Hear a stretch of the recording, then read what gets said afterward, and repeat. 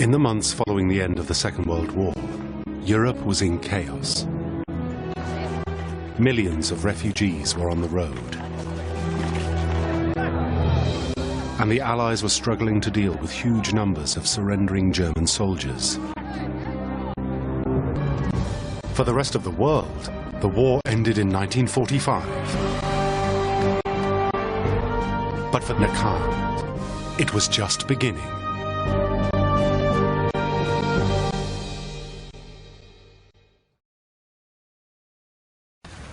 In his 80s and living on an Israeli kibbutz, Miller was a veteran of the unit called the Jewish Brigade.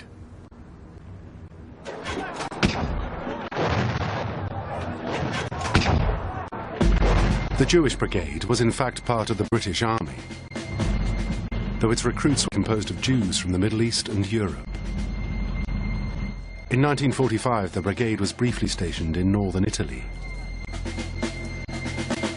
But with the fighting over, Miller and his friends, without the knowledge of their British commanders, decided to hunt down and kill anyone. They put on the trucks, "Die Juden kommen," the Jews are coming, to frighten the population.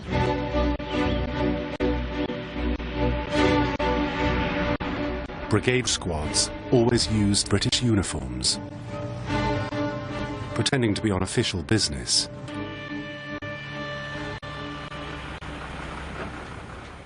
באוטו כבר השכבנו אותו על האוטו, שם לתוך איזה יער, וביער כבר חיכו חבר'ה ככה,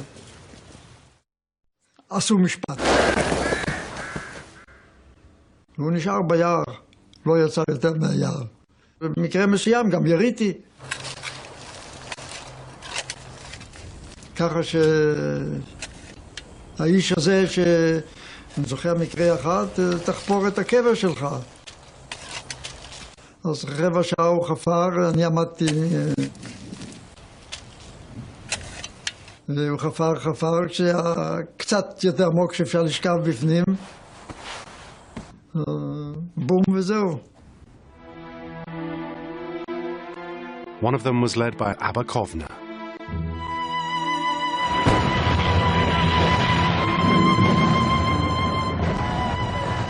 With Allied victory in 1945, many Jewish partisans returned to their homes and began to settle old scores.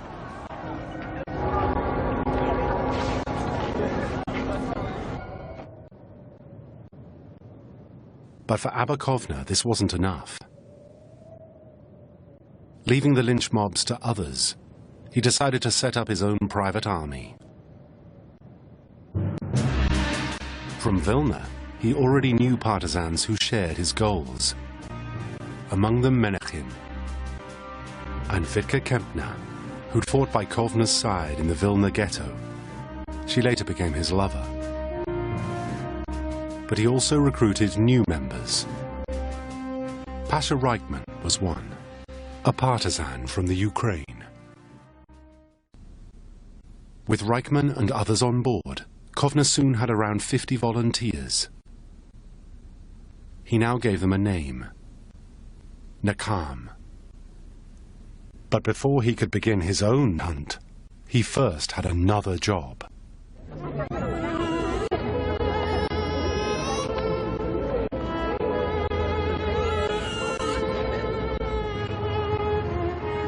The Brika, or Exodus, was a massive movement of Jews after the war from Europe to the Middle East. In 1945, there was, as yet, no state of Israel. Instead, Palestine, as it was then called, was controlled by the British. Fearing Arab unrest, they had restricted the number of Jewish immigrants to 10,000 a year. Abba Kovner, a Zionist. He now decided to help smash the British blockade. From the summer of 1945, the Nakam was heavily involved in smuggling Jews to Palestine. But even as Kovner aided the Brika, he was at the same time plotting a monumental act. The Nakam's target, the entire populations of 4 German cities: Nuremberg, Hamburg, Frankfurt, and Munich. In charge of logistics for the operation, Yehuda Maimon. אנחנו רצינו להרעיל 6 מיליון גרמנים.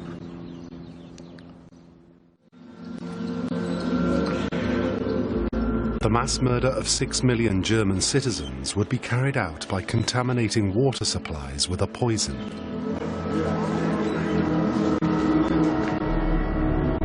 His idea to poison the water supplies of 4 major cities, known simply as Plan A, was deliberately random.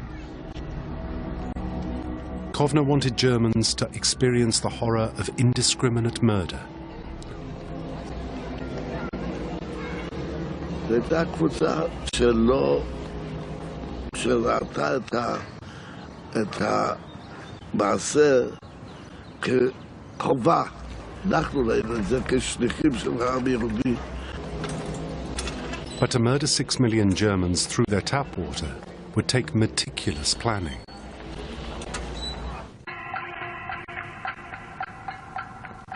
Immediately, Kovner dispatched small Nakam cells to each of the target cities.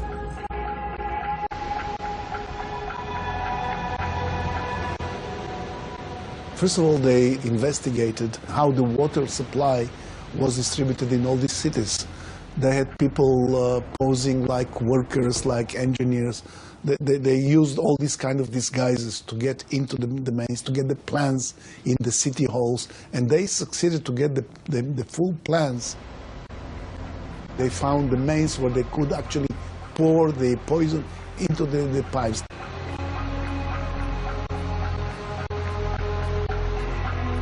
By August 1945, the Nakam were now close to making the attack possible. But before they could strike, Kovner hesitated.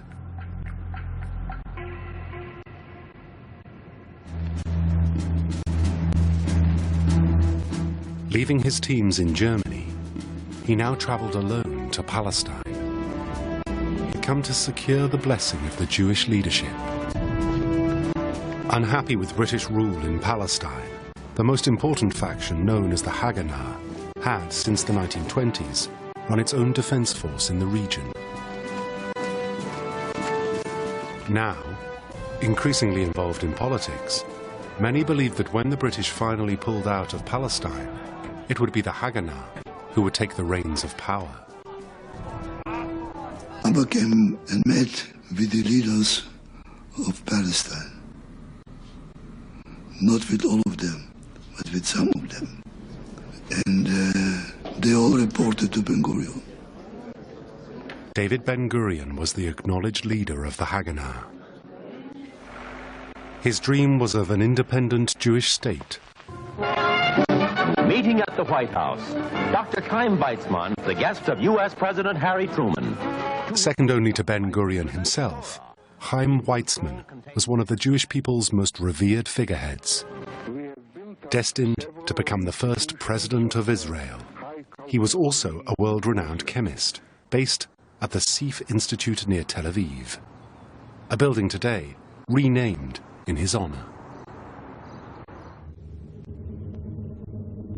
Kovner received Weizmann's blessing But also, Weizmann helped him obtain the poison he needed for his attack. The poison came from two brothers, Ephraim and Aharon Katzir. The Katzirs were microbiologists at Weizmann's lab, and they were now instructed by Weizmann to give him the poison he needed.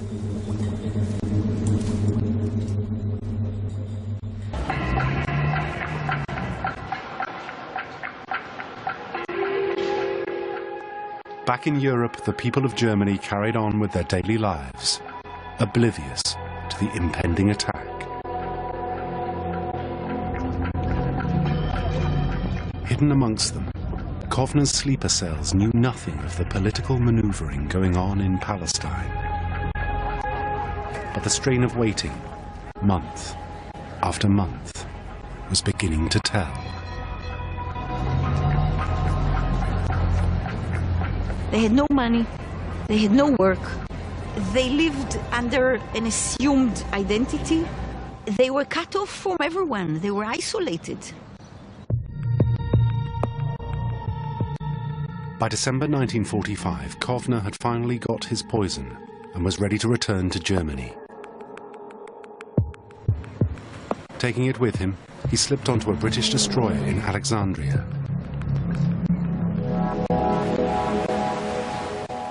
But he never made it.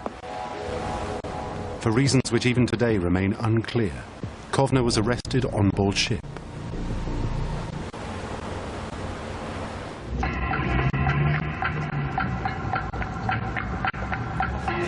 News of the arrest soon reached Europe. At a certain stage, I got an order to hold with the water.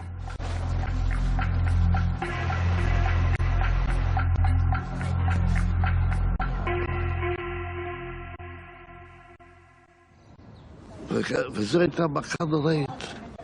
ראינו את אירופה משתנה, והנה החומר אלינו, אז לא נוכל לעשות שום דבר. But Menachem was still hopeful. I wasn't told that it's stopped. I was told that it's on ice, which meant the day will come, we'll do it. Countless Germans had been saved. But Kovner's arrest remained shrouded in mystery. Even today, people wonder what had really happened. Whatever the truth, Kovner was now in jail. Plan A was in crisis. However, he still wasn't out of the fight. In Europe, the rest of the Nakam quickly regrouped. Even without their leader, they had decided to carry on.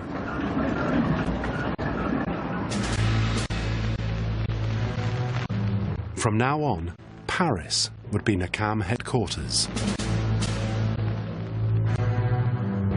Here, Pasha Reichmann took charge of European operations, with Kovner's lover, Wittke Kempner, working alongside.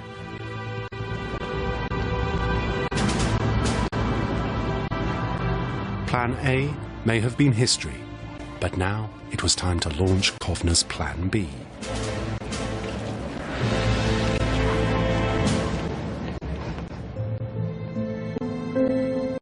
Plan B now focused on Nuremberg. Devastated by Allied bombing, the city was in ruins, but Kovner still had a Nakam cell positioned there. Leading it was his old friend from the Vilna ghetto, Menachem.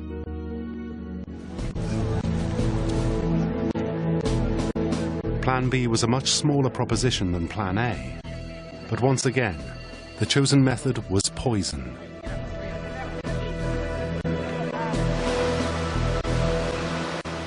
Close to a camp called Stalag 13, Menachem had identified a bakery which supplied the prisoners with their daily ration of bread. Now he needed to work out a way of poisoning it.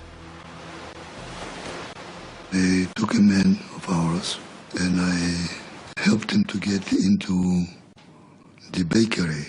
of the bread. And I learned everything.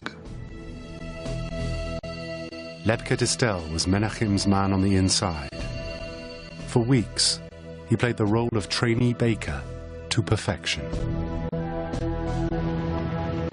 Meanwhile, in Paris, a chemist sympathetic to the cause was brought in to supply a large quantity of arsenic. This was then smuggled to Menachem in Nuremberg.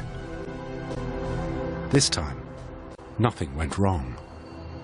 The material which was brought to me was brought by a soldier from the Jewish brigade, and it was in hot water bottles bound around his body. We smuggled in the bottles into the bakery. So we created a place to hide under the wooden floor in case of something, which was very useful. And we kept 2 more bottles in reserve. And then we decided that we were ready to do it. In the small hours of April the 13th, 1946, Distel, having hidden in a basket as the other bakers left for home, now began preparing the poison. Working with 2 accomplices he'd smuggled inside, there was very little time. These people at night were standing in a bakery and preparing the poison, and others were just putting it on the breads. Each poisoned loaf would, within hours, be cut into quarters and served to 4 prisoners. They smelled 3,000 breads, which was enough for 12,000. As dawn arrived, the poisoned bread made its way to the prison camp. But had the plan worked? A day later, snippets of information suggested it had. Menachem now brought in an old friend to find out more. He'd met Rachel Glicksman in Vilna after the war. Now in Nuremberg, she was dispatched to find out what had happened at the camp. עשו את הכל בשביל להציל אותם. לפי מה שסיפרו לי אנשים אחדים, כולם עשו שטיפות קיבה והצילו את כולם. ולכן לא עשו חקירות. זהו.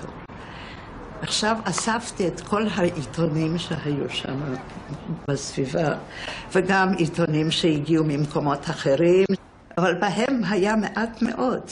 היה בסך הכל אותו דבר, שכ1,000 אנשים נפגעו, אבל אף אחד לא מת, כולם עשו להם שטיפות קיבה והצילו אותם.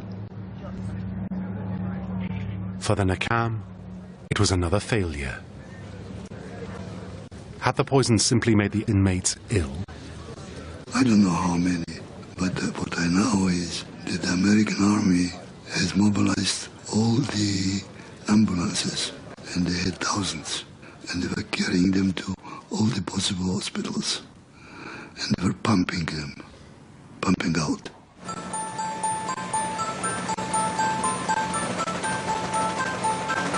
Despite American attempts to play the attack down, on April the 24th, the story went global. The American press reported nearly 2,300 victims were in hospital, but again, no deaths. I didn't feel comfortable because I did hope for more. But what could I do? Maybe the material wasn't strong enough. All regretted the failure of the Stalag 13 bread poisoning. But what hurt even more was the fact that the first plan, the murder of 6 million Germans, was never even attempted at the time.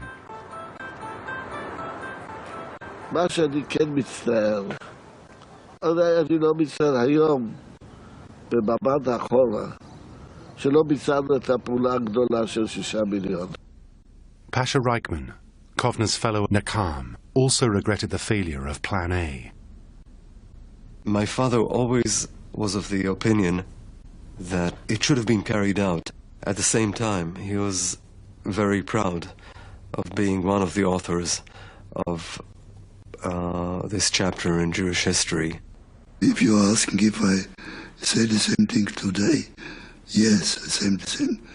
I said that we were right. Kovner once said, when he heard about the American atomic bomb thrown on Hiroshima and Nagasaki, had I had an atomic bomb, I would have let it fall on Germany.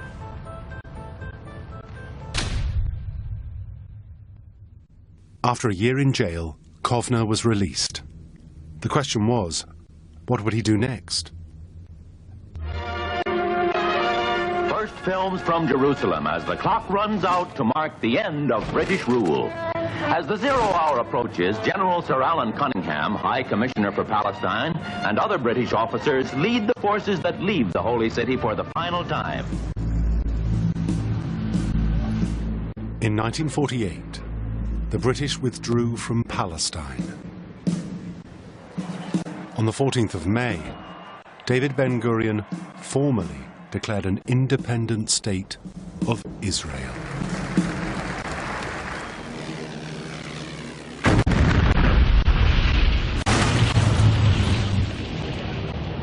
Almost immediately, the state of Israel came under attack as several Arab states invaded.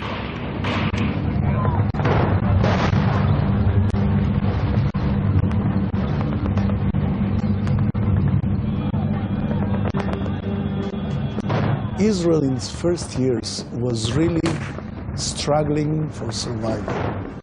It had to fight 5 or 6 Arab countries which were determined to destroy it and to annihilate it and to drown it in blood and all these kind of terrible threats. So all the efforts, all the energy was channeled into survival.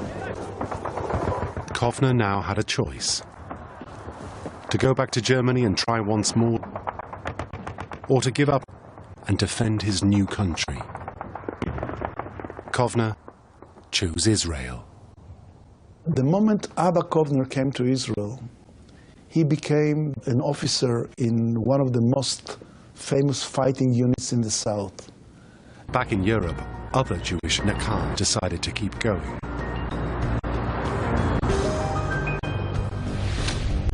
In 1949, Wilhelm Stuckart died in a mysterious car accident. 1954, Otto Abetz, German ambassador to France during the occupation, was also found dead in a burning vehicle. 1976, tank commander Joachim Peiper was tracked to his retirement home in France and killed in a firebomb attack. The rules of engagement at Mossad, the Israeli intelligence service, changed. Mossad agents were fit, highly motivated and superbly trained, experts in sabotage and psychological warfare. Their ranks were largely comprised of ex-underground fighters, Jewish partisans who'd arrived from Europe after the war, and some Nakam. By the 1960s, Mossad had become one of the most efficient and ruthless intelligence services in the world.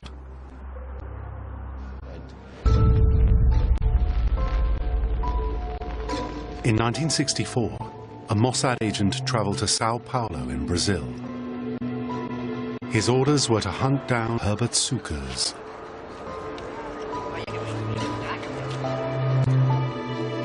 Sukers, from Lithuania, one of the Baltic states, was accused of collaborating during the war. He'd escaped to South America, where 20 years later Mossad agent Anton Kunzler tracked him down. Posing as an Austrian businessman, Kunzler made contact at a marina where Sukers operated a small sightseeing business. Tsukos, who was very suspicious all the time,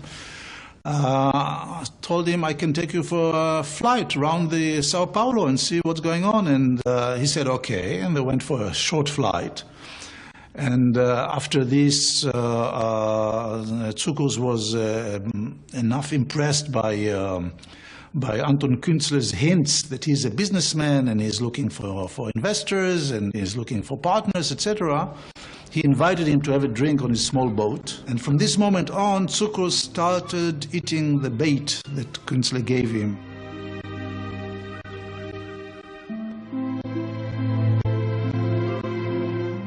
After befriending and gaining Suka's trust over 4 weeks, Künzler lured his prey to the city of Montevideo in Uruguay.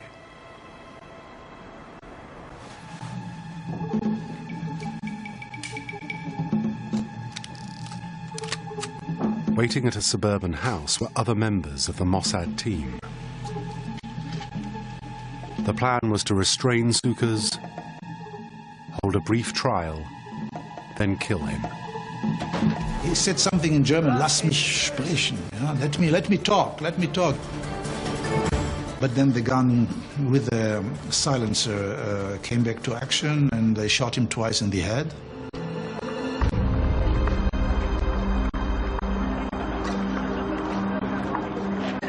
"11 days later, police entered the house.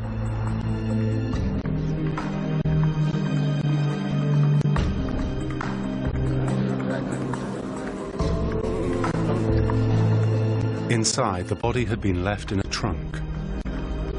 Above it was a folder.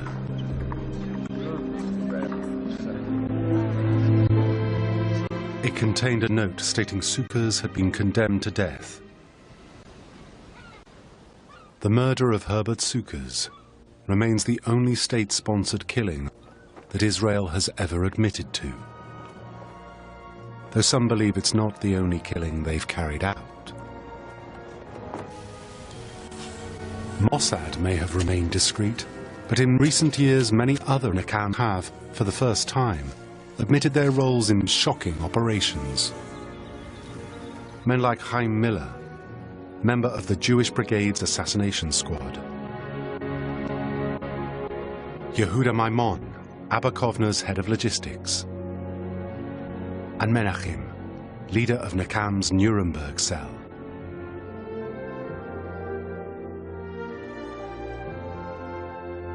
That which has happened is a warning. To forget it is guilt. It was possible for this to happen, and it remains possible for it to happen again at any minute.